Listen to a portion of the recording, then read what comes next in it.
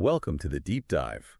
Natural crystals are well, they're truly fascinating, aren't they? They catch our eye with these vivid colors, amazing shapes, but what's maybe even more incredible are the scientific secrets locked away inside them. Today we're doing a deep dive into one of these wonders, atacamite. It's this brilliant emerald green mineral, and believe it or not, we're going to explore its surprising potential for next-generation cooling. Our main source today is the research published as Atacamite, a magnetically frustrated crystal for next-gen cooling.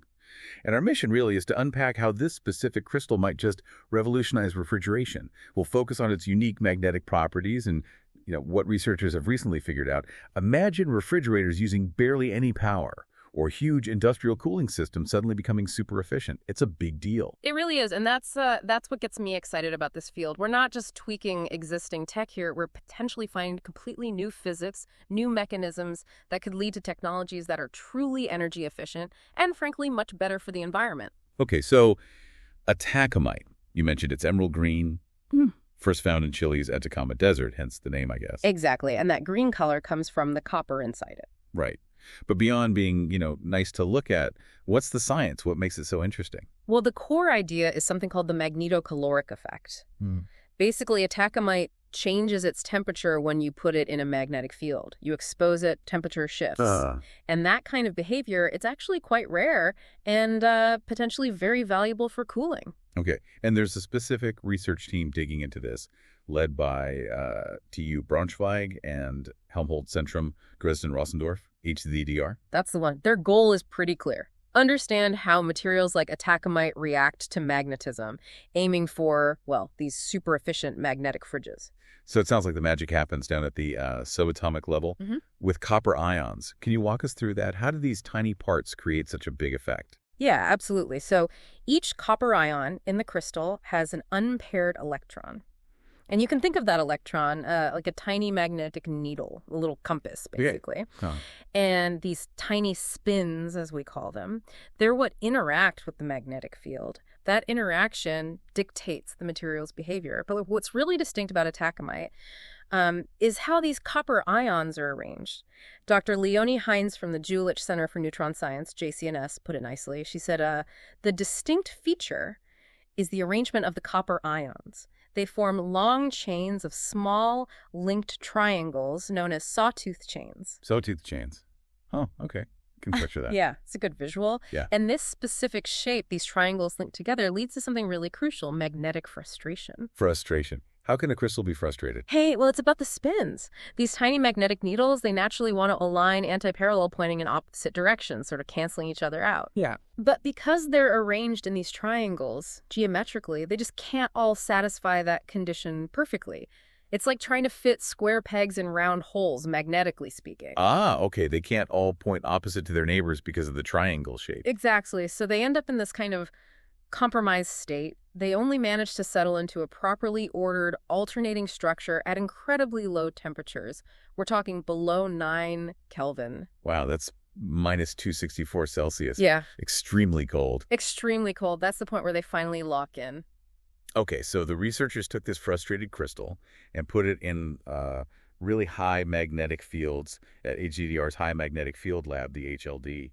What did they find? Did it behave as expected given this frustration? Well, that's where things got really interesting and surprising. They hit it with these pulsed magnetic fields, and the atacamite showed a really noticeable cooling effect. Noticeable, like a little bit cooler? No, much more than that. The temperature dropped to almost half of what it started at. Wait, half? That sounds huge. It is huge, and particularly exciting because how these magnetically frustrated materials behave in strong fields, especially regarding cooling, hasn't been studied all that much. So seeing such a strong effect was, well, pretty significant. Okay, that really is surprising. Why is this kind of cooling, this magnetocaloric effect, seen as such a big deal compared to, say, my fridge at home? Right. Well, if you think about your current fridge, it uses a gas, a coolant, that it compresses and expands. That takes energy, and the coolants themselves can be environmental concerns.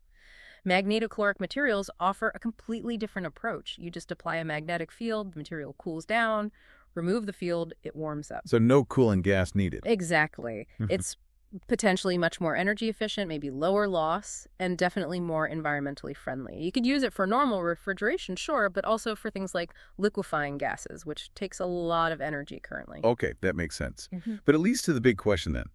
Why does atacamite show such a strong effect?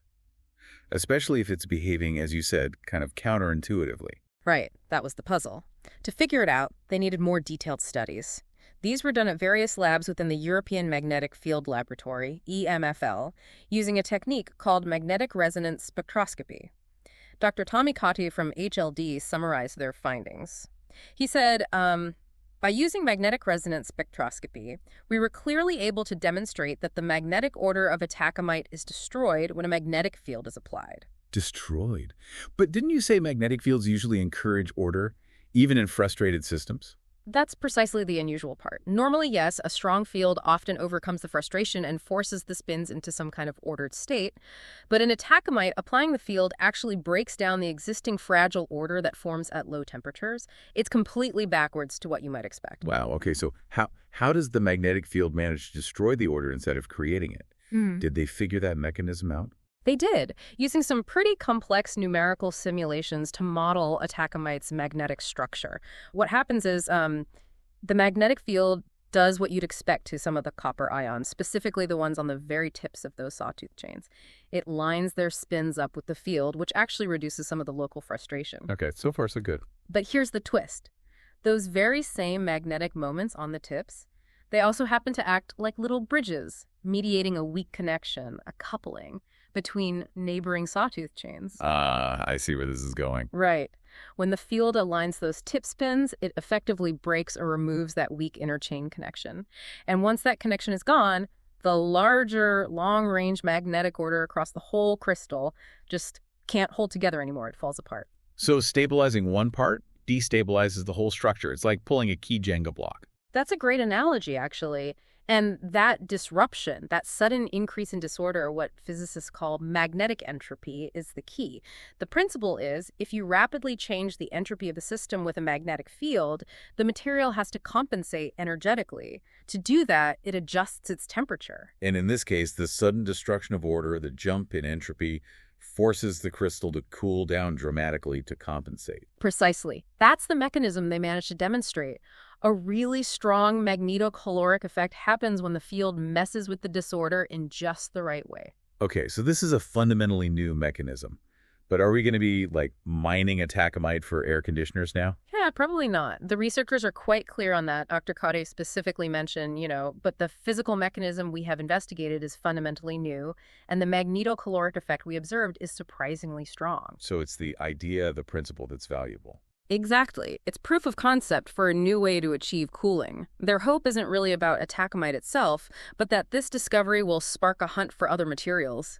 Specifically, looking within this whole class of magnetically frustrated systems for materials that might exhibit this effect even more strongly or perhaps at more practical temperatures, it opens up a new search strategy. Got it.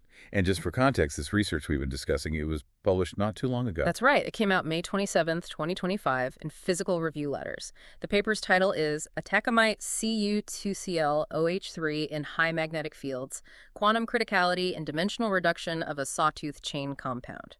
Quite a mouthful, but it captures the core science. Okay. So to wrap things up then, we started with this really beautiful green crystal atacamite, and we found that deep inside, its structure is kind of frustrated, magnetically speaking. But that very frustration, when poked with a strong magnetic field, unlocks this incredibly strong cooling effect through a totally unexpected mechanism destroying order rather than creating it. Yeah, it's a perfect example, I think, of why fundamental research is so important. You study something out of curiosity, maybe because it looks interesting or has a weird structure, and you end up uncovering completely unexpected physics that could genuinely lead to new technologies. Sometimes the most counterintuitive results are the most revolutionary. Absolutely. It leaves you wondering, doesn't it? This idea that frustration or disorder, things we usually see as negative, could actually be the secret ingredient for a technological leap. Makes you think, what other quirks or seemingly contradictory properties hidden in nature are just waiting for us to find them and unlock their potential? Something to ponder.